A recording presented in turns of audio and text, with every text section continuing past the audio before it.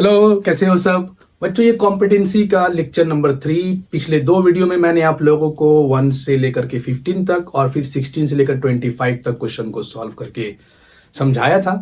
आज के इस वीडियो में हम लोग 26 नंबर से शुरू करेंगे। कॉम्पिटेंसी पेपर का नंबर 26 में एक सवाल दिया गया है कि दो ट्राइंगल है ABC और DEF। ट्राइंगल ABC का एक एंगल C और ट्राइंगल DEF का एंगल F ये आपस में एक दूसरे से बराबर है। और बोला जा रहा है कि AB बाई DE का रेशियो बराबर है BC बाई EF के रेशियो का। तो यहाँ पे तीन ऑप्शन है, चार ऑप्शन दिए गए हैं। पूछा गया है कि कौन सा ऑप्शन करेक्ट है। पहला ऑप्शन आप लोगों को दिख रहा होगा कि ट्राइंगल ABC और ट्राइंगल DEF क्या सिमिलर है, BCA DEF, CAB DEF, या फिर similarity can not be determined. सबसे पहले हम लोगों को यहाँ पर यह गौर करना है कि सिमिलरिटी होने के लिए क्या कंडीशन का होना जरूरी होता है। तो हम लोग जानते हैं कि साइड होना चाहिए, एंगल होना चाहिए और फिर साइड होना चाहिए। तो फिलहाल यहाँ पे हम लोगों को दिख रहा है कि दो एंगल के बारे में भी इंफॉर्मेशन नहीं है, साइड्स के बारे में पूरा कंप्लीट इंफॉर्मेशन नहीं है, और SAS साइड एंगल साइड। तो यहाँ पर हमको दिख रहा है कि दो साइड का रेशियो और एक एंगल तो बराबर दे रहा है, लेकिन क्या ये वही कॉन्सेप्ट पे बात कर रहा है जो कॉन्सेप्ट जरूरी होता है दो ट्रायंगल को सिमिलर करने के लिए। तो चलो उसे समझते हैं। सबसे पहली बात कि साइड एंगल साइड जो रूल है, इस रूल के अकॉर्डिंग एंगल जो होना चाहिए वो दोनों साइड के बीच में होना चाहिए जिन दो साइड का रेशियो बराबर हो रहा है। तो यहां पर मुझे दिख रहा है कि AB बाई CD का रेशियो बराबर हो रहा है, AB बाई DE का रेशियो बराबर हो रहा है BC बाई EF के रेशियो का। मतलब ये एंगल होना चाहिए था हम लोगों के पास। अगर ये एंगल बीच में आता, अगर ये एंगल गिवन होता कि angle B is equal to angle E, तो हम लोग बोलते कि हाँ दोनों ट्रायंगल सिमिलर है, सिमिलर का कॉन्सेप्ट में चलते। लेकिन चूंकि यहाँ पर ये दो साइड दिया गया और एंगल जो है E और C और F ये इन दोनों साइड के बीच में नहीं आ रहा है, इसलिए similarity can not be determined. तो option number 4 is the correct option. Copy करो इसे। यहां पर दो ट्रायंगल है PQR और STR। इन दोनों ट्रायंगल को सिमिलर बोल दिया गया है। ट्रायंगल PQR सिमिलर है ट्रायंगल TSR का, ये क्वेश्चन में गिवन है। और फिर पूछा है कि अगर ये सिमिलर हो रहा है दो ट्रायंगल, तो बताओ इनमें से कौन सा ऑप्शन करेक्ट होगा। ठीक, तो सबसे पहले मैं बच्चों को हमेशा समझाने की कोशिश करता हूं कि अगर आपको ये सिमिलर दे दिया गया है ना, तब तो आप तो इजीली डिसाइड कर सकते हो। देखो यहां पर समझो कि ट्रायंगल PQR अगर इक्वल है, सिमिलर है ट्रायंगल TSR का। ठीक, तो हम लोग क्या कर सकते हैं ना कि ये इसको 1 मान लो, ये 2, ये 3, इसको 1 2 3। अब एंगल को सेम ऑर्डर में लेने की कोशिश करेंगे। पहला नंबर देखो, एंगल PQR 1 2 3 के नाम से दे रहा हूं मैं। PQR इज इक्वल टू होगा एंगल TSR का, एंगल TSR। फिर अगर कोई बच्चा 2 1 3 लेना चाहता है तो उसका भी 2 1 3 लेना पड़ेगा। तो angle QPR is equal to लेंगे एंगल STR। इस तरीके से हम लोग एंगल को रीड करते हैं कि कौन सा एंगल किसके सिमिलर हो रहा है, बराबर हो रहा है। बात समझ में आ रही है।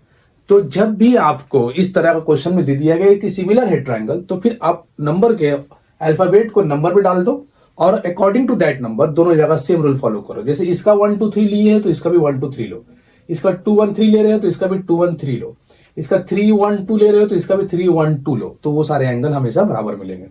तो यहां पर देखो कौन सा मैच कर रहा है, PQR TSR के बराबर हो रहा है। तो PQR TSR C में है, 3 नंबर में है। तो option 3 is the correct option. Copy करो इसे।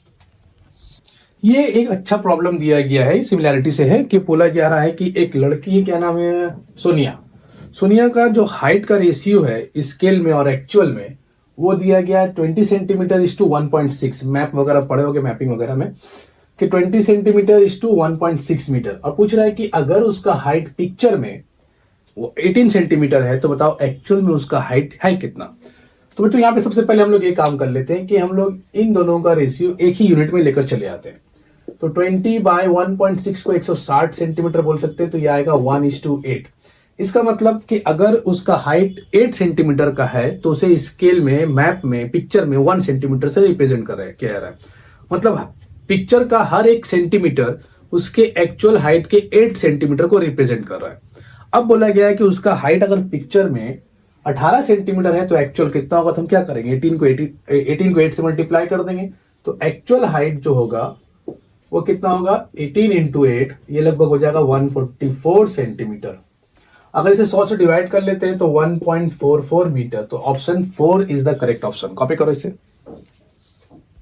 बहुत ही अच्छा सवाल है। एक सर्कल है, उसके अंदर भी एक सेमी सर्कल है, लेकिन कुछ अलग तरीके से। देखो, ये एक सर्कल है जिसका सेंटर है O, इसके अंदर एक ट्रायंगल है APQ, जहां पर ये एंगल का वैल्यू 20 डिग्री दिया गया है और बोला गया कि ये एक सेमी सर्कल है। ठीक, सेमी सर्कल जिसका डायमीटर कौन है, AO, और जो इस ट्रायंगल के वर्टेक्स Q से पास हो रहा है। तो पूछा गया कि find the value of angle AOQ। अच्छा, यहाँ पर 4 ऑप्शन था, मैंने लिखना भूल गया। अच्छा, मैं पहले नोट कर देता हूँ 4 एंगल को। ये वो 4 एंगल है। पूछा गया कि एंगल एंगल OAQ का वैल्यू क्या होगा, ये एंगल के बारे में पूछ रहा है, क्वेश्चन मार्क।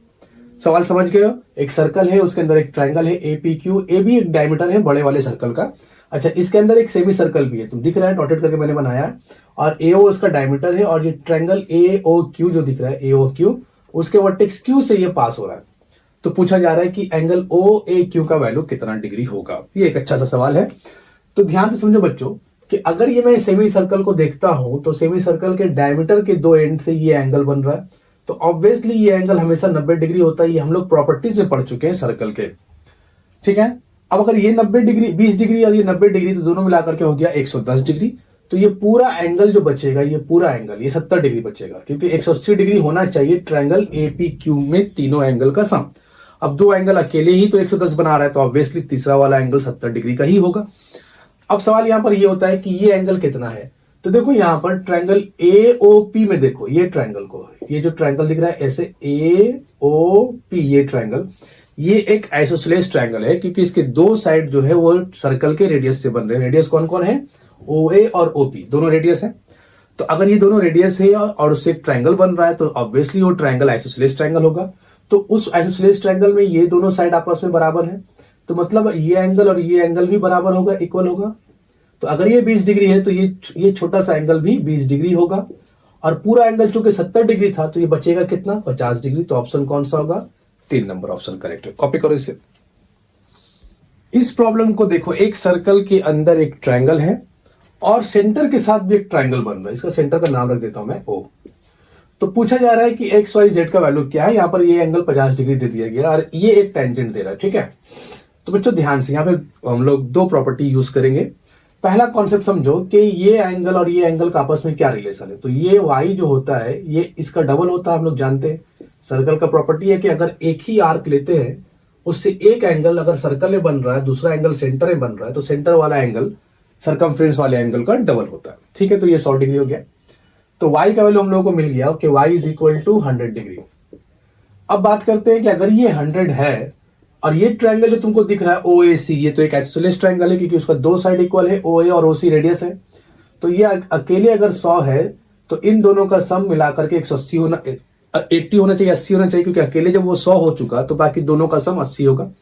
चूंकि ये आइसोसेलेस ट्रायंगल है तो ये दोनों एंगल आपस में बराबर भी है, तो एंगल कितना कितना होगा, 40 डिग्री और 40 डिग्री। तो Z का वैल्यू भी कितना आ चुका है, 40 डिग्री।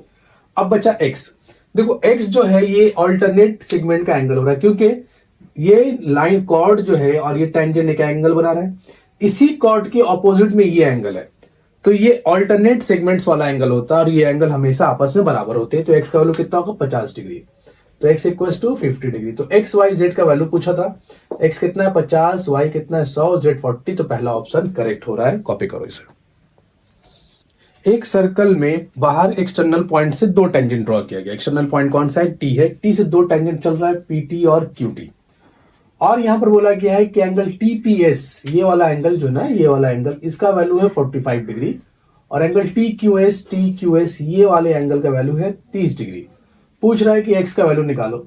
तो यहां पर x का वैल्यू निकालना, अगर हम लोग टेंजेंट के ऊपर सोचने लगे तो थोड़ा सा मुश्किल बहुत ज्यादा हो जाएगा। तो हम लोग क्या करेंगे, अलग तरीके से सोचेंगे, ऑल्टरनेट सेगमेंट्स का कॉन्सेप्ट यूज करेंगे। यहां पर देखो, ये जो तुम्हें टेंजेंट दिख रहा है PT और ये कॉर्ड दिख रहा है PS, तो ये 45 डिग्री जो है इस टेंजेंट और इस कॉर्ड के बीच में, तो इसी कॉर्ड के ऑपोजिट में ये एक एंगल बन रहा है ट्रायंगल के अंदर ये। तो ये एंगल कितना होगा, जितना ये होगा, ऑल्टरनेट सेगमेंट्स का कॉन्सेप्ट। तो ये भी कितना हो जाएगा, 45 डिग्री। अच्छा, सेम कॉन्सेप्ट यहां पर यूज कर रहे हैं, ये टेंजेंट है और ये कॉर्ड है, इन दोनों के बीच में ये एंगल है 30 डिग्री। तो इसी कॉर्ड के ऑपोजिट में इसी कॉर्ड से एक एंगल यहां पर बन रहा है, तो ये कितना बनेगा, 30 डिग्री। तो इन दोनों का सम हो गया 75 डिग्री। अब देखो ये एक साइक्लिक कॉपी QSR नाम देते हैं इसका, एक साइक्लिक क्वाड्रिलैटरल है, साइक्लिक क्वाड्रिलैटरल है PRQS। और हम लोग जानते हैं कि साइक्लिक क्वाड्रिलैटरल में ऑपोजिट एंगल का सम जो होता है वो 180 डिग्री होता है। तो अगर ये 75 डिग्री है तो ये कितना होगा, क्योंकि इन दोनों का सम 180 डिग्री होना चाहिए। तो 75 और ये 105 होगा, तभी तो 180 होगा। तो x का वैल्यू कितना होगा, 105 डिग्री। कॉपी करो। बोला जा रहा है कि एक सिलेंड्रिकल वायर है जिसे खींच कर डबल कर दिया गया। क्वेश्चन में दिया गया है, मैंने लिखा नहीं है। इस वायर का मान लो रेडियस है r और हाइट लेंथ पकड़ लेते हैं l। इसे खींच करके ना इसके लेंथ को डबल कर दिया गया। अभी l है तो लेंथ कर दिया गया 2l। तो पूछा जा रहा है कि which one will not change, इसमें से क्या चेंज नहीं होगा। तो बच्चों यहाँ पर कर्व सरफेस एरिया तो चेंज होगा, क्योंकि वो लेंथ जब बड़ा कर देंगे तो एरिया तो उसका बढ़ जाएगा। दूसरा टोटल सरफेस एरिया वो भी चेंज होगा। वॉल्यूम चेंज नहीं होगा, क्योंकि जब भी किसी चीज को हम लोग स्ट्रेच करके बड़ा करें या छोटा करें उसका जो वॉल्यूम है वो कांस्टेंट रहता है। तो ऑप्शन कौन सा होगा, 3 नंबर ऑप्शन करेक्ट होगा। एक कोन है जिसका रेडियस और हाइट बराबर है और वॉल्यूम दिया गया 9702 cm3। यहाँ पे मैंने क्वेश्चन को शॉर्ट में लिख दिया। ये कोन है जिसका रेडियस और हाइट का वैल्यू बराबर बोल दिया गया क्वेश्चन में। वॉल्यूम बोला है कि 9702 cm3 है। तो पूछा जा रहा है कि डायमीटर क्या होगा इस कोन का, मतलब रेडियस का डबल वैल्यू क्या होगा ये पूछा। तो बच्चों वॉल्यूम का फॉर्मूला क्या होता है, वॉल्यूम इज इक्वल टू होता है 1/3 pi r square h। Volume का value 9702 is equal to 1/3 into pi का वैल्यू 22/7 लिख लेते हैं। और ये r स्क्वायर और h r के बराबर है, क्वेश्चन ने बोल दिया है तो हम इसे r³ लिख देते हैं। अब r³ का वैल्यू क्या होगा, 9702 इंटू 3 इंटू 7/22। इसे कैंसिल करते हैं अगर हम लोग 2 से, 2 to 2 4s 2 8 16 2 5 1, 11 से कैंसिल करते हैं 4 फिर 4 4 1 4 4 1, तो 4 4 1 इंटू 21 r³। अच्छा 4 4 1 जो होता है वो एक्चुअल में 21 इंटू 21 होता है। तो r का वैल्यू कितना हो गया 21 सेंटीमीटर। तो डायमीटर कितना हो जाएगा 42 सेंटीमीटर। तो option 2 is the correct option. एक स्फीयर को, जैसे कि वाटरमेलन होता है, उसके जो हम लोग 2 टुकड़े करते हैं तो 2 हेमिस्फीयर मिलता है। लेकिन जब उन टुकड़ों का भी 2 टुकड़ा और कर लेते हैं तो उसे हम लोग कहते हैं 1/4 ऑफ हेमिस्फीयर, 1/4 ऑफ स्फीयर।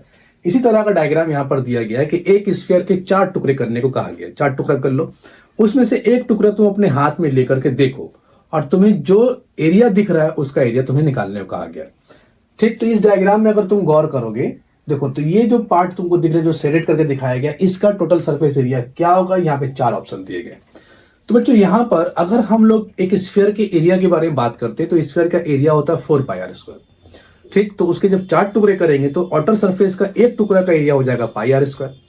अब बात करते हैं हम लोग अंदर वाले पोर्शन के बारे में। जब हम लोग अंदर वाले पोर्शन को काट के निकालेंगे तो हमें क्या दिखेगा, देखो ध्यान से। अगर तुम आधा करते हो तो तुम्हें एक बड़ा सा सर्कल दिखता है, जब उसका भी आधा करोगे ठीक तो वो 4 टुकड़ा में बट गया, स्फीयर जो है 4 टुकड़ा में। तो उसका जो इंटर पार्ट होगा, अंदर का पार्ट, वो जो पार्ट तुम्हें दिखेगा वो क्या दिखेगा, जरा गौर करने का कोशिश करो। कि मान लो कि स्फीयर है, तुमने उसे काटा 20 से, तो 2 अंदर में वाटरमेलन है तो 2 रेड पोर्शन दिखेगा 2 सर्कल का। एक को फेंक दो, एक को हाथ पे रखो। ठीक है, तो तुम्हें एक सर्कल दिख रहा है रेड वाला, उसका एरिया तुम लोग जानते निकालना है। अब उसका भी जब आधा करेंगे तो क्या हो जाएगा, वो रेड का आधा सर्कल हो गया पाई r स्क्वायर। लेकिन नीचे जो कट के पोर्शन मिलेगा वो भी सर्कल का आधा मिलेगा पाई r स्क्वायर बाई 2। फिर से ये पूरा आधा पोर्शन का एक सर्कल तुम्हारे हाथ में था, वो पाई r स्क्वायर है। उसको जब तुमने ऐसे करके काट दिया तो क्या हो गया, पाई r स्क्वायर बाई 2 आधा सर्कल तुम्हें ऐसे दिख रहा है। लेकिन जो नीचे की तरफ कट के निकलेगा ऐसे पोर्शन, उसका भी तो पाई r स्क्वायर बाई 2 होगा। तो टोटल रेड पोर्शन का एरिया कितना हो गया, पाई r स्क्वायर। और आउटर सरफेस का कितना है, पाई r स्क्वायर। तो दोनों मिलाकर कितना हो गया, 2 पाई r स्क्वायर। तो total surface area of quarter piece कितना हो जाएगा, 2 पाई r स्क्वायर। और r चूंकि 4 है तो 4 का स्क्वायर 16 इंटू 2, 4 का स्क्वायर, ये दोनों मिलकर हो गया 32 पाई। तो ऑप्शन कौन सा होगा, option number 2 is the correct option. Copy करो। इस प्रॉब्लम को देखो, 2 हेमिस्फीयर है, दोनों आइडेंटिकल है, दोनों का रेडियस सेम है। दोनों को एक दूसरे के ऊपर रख के ज्वाइन कर दिया गया और ज्वाइन करने के बाद एक स्फीयर बन गया। जैसे कि यहाँ पे डायग्राम दिख रहा है, यहाँ पे इक्वल टू दिया गया। 2 हेमिस्फीयर को ज्वाइन करके, ये दोनों आइडेंटिकल है, बनाने में थोड़ा छोटा बड़ा लगता होगा लेकिन क्वेश्चन ने बोला है कि दोनों आइडेंटिकल है। ज्वाइन करने के बाद एक स्फीयर बन गया। पूछा गया है कि इन दोनों हेमिस्फीयर का टोटल सरफेस का एरिया का रेशियो उस स्फीयर के एरिया के रेशियो के साथ क्या होगा। तो यहाँ पर ऑप्शन दिए गए थे। ऑप्शन क्या क्या है, मैं ऑप्शन लिख देता हूँ। पहला ऑप्शन है 1:1, दूसरा ऑप्शन है 3:2, तीसरा ऑप्शन है 2:3 और चौथा ऑप्शन है 2:1। ये 4 ऑप्शन है। What is the ratio of total surface area of two hemisphere to TO2 the surface area of sphere. बच्चों यहां पर ध्यान से समझो, स्फीयर का तो टोटल सरफेस एरिया हम लोग जानते हैं कि 4πr² होता है, क्योंकि जब वो ज्वाइंट हो गया तो बीच वाला पोर्शन तो मुझे दिखेगा नहीं, सिर्फ वाटरमेलन का जो ग्रीन पोर्शन होता है वो मुझे दिखेगा, तो 4πr²। लेकिन हेमिस्फीयर के केस में क्या होगा कि 2πr² प्लस जो ऊपर का एरिया है सर्कल, वो भी एरिया है, उसे भी कैलकुलेशन में लेंगे। तो एक हेमिस्फीयर का टोटल एरिया होता है 3πr², अगर वो सॉलिड है। तो दूसरे का भी 3πr², तो दो हेमिस्फीयर का टोटल सरफेस एरिया हो जाता है 6πr²। लेकिन स्फीयर का टोटल एरिया है 4πr²। तो 6πr² और 4πr² का जब हम लोग रेशियो करते हैं 6πr² बाई 4πr², तो हम लोगों को क्या दिखेगा 3/2, मतलब 3:2। तो ऑप्शन हो जाएगा 2। Option 2 is correct, 3:2। तो बच्चों लगभग हम लोगों ने आज 10 प्रॉब्लम को सॉल्व किया कॉम्पिटेंसी पेपर का 26 से लेकर के 35 तक। अगले वीडियो में हम लोग 36 से कंटिन्यू करेंगे और बाकी क्वेश्चन को भी सॉल्व करने की कोशिश करेंगे। मिलते हैं अगले वीडियो में।